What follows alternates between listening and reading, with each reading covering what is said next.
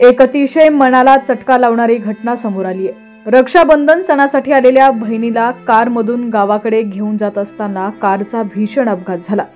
या अपघातामध्ये बहीण भावाचा दुर्दैवी मृत्यू झालाय। पंढरपूर मंगळवेढा मार्गावर गोपाळपूर हद्दीत स्विफ्ट कार आणि आयशर टेम्पो यांच्यात हा अपघात झाला।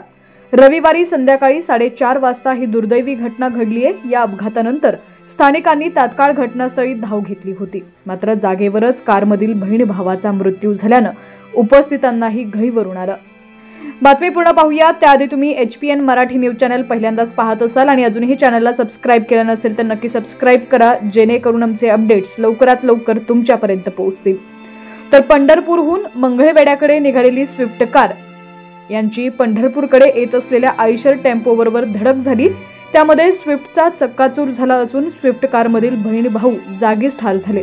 मंगळवेढा येथील रोहित तात्यासो जाधव वय 25 आणि ऋतुजा तात्यासो जाधव वय 19 वर्ष अशी मयत बहीण भावाची नावे आहेत। दोघही मृतांचे मृतदेह पंढरपूर उपजिल्हा रुग्णालय इथं शवविच्छेदनासाठी पाठवण्यात आले आहेत।